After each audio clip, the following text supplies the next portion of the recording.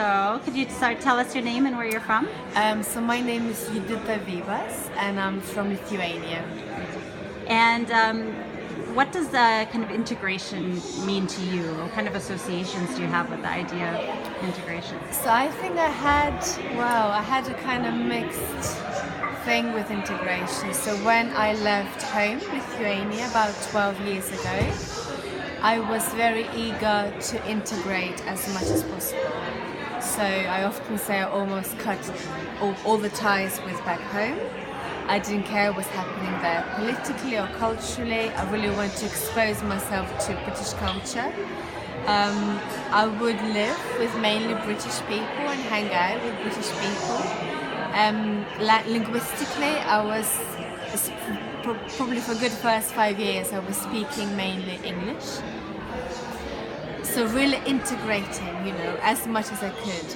But then after about 5 or 6 years, I realized that I will not become British, and I don't want to be British. There's certain cultural things here that are not fully mine, or don't feel as close to me as certain things back home. So I very slowly began to trace my way home to Lithuania, to my family, to my heritage. So the integration thing is always there with you. I think when you're a migrant, whenever you go to a new place, you think, how can I integrate as well as possible?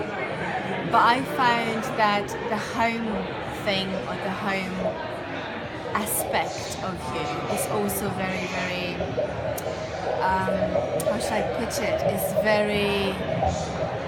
It's just there. It's there with you all the time. And this idea of being British, who do you feel like is deciding that? Is that kind of your decision? Is that something that you feel has been decided for you?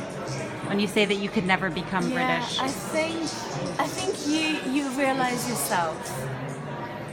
No one said to me you can't be British. No one said to me you can't get a passport, or you're not welcome, or you're not accepted. But I think there's certain things I'm talking about British culture here, of course. There you go. Either I don't completely agree with this, or this is not my thing, or certain things that you grow up in the country that you're born, that are really, really close to you. And it can be cultural things, but it can also be like taste, or it can be smells that are really, really so painfully familiar that they become part of you. And here you can't find it. And then of course you see British people talking about things that they experienced when they were growing up. It can be a cartoon or something else, and you're not familiar with those things. And you realize, no, I will never be fully, to go back to integration, I will never be fully integrated here, because one part of me, or my roots, are somewhere else. But I don't think it's the environment deciding. I think it's you, yourself, coming to that realization. So what would you say kind of a well-integrated migrant or refugee would look like? Like, is it, as you're saying, some of the culture or some things that maybe you can never fully identify with? Is that what it means?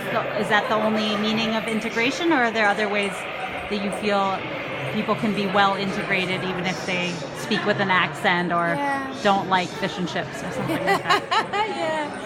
Yeah, it's a tricky one, It's a very tricky question. How can you be a good migrant almost? That is that question.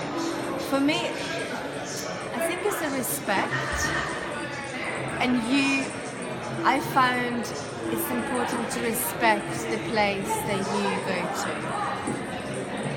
It doesn't mean I like everything. It doesn't mean I agree with everything, but you respect certain ways of doing things. And I suppose in order to integrate really well, of course you have to pick where you go carefully, because there might be places where there's so many things you don't agree with, you can't be there. But if you are in the host country, that says something I like. you are a guest in many, many ways. You are a guest and you are being hosted by a host.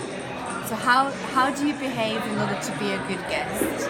In order for that relationship of host and being hosted to really work well, yeah? So for me, there's something in that idea, you are a guest as a migrant, but in order to be fully comfortable, there has to be this nice mutual relationship between you and the host country. But do you ever stop being a guest, or are you always a guest if you weren't born in a country? Difficult. I think in some ways there's always a bit of that guest or the remnants of the guest left in you. And you know what? I don't think it's a bad thing. I don't think it should be viewed as a bad thing. Because like today I spoke to so many people from lots of different countries, and I find it really fascinating because it becomes part of your identity, part of your as an individual, part of your individuality. So you almost, I think it enriches you.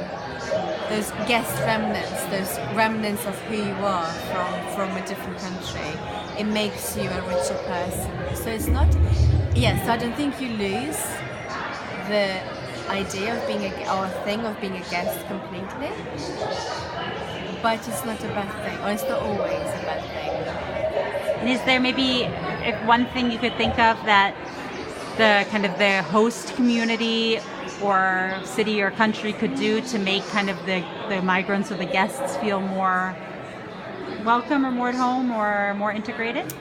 From my experience as a migrant, I think the thing that gave me most anxiety is when someone asks me where I'm from, and I say where I'm from, and I notice the person distancing themselves from me just a little bit.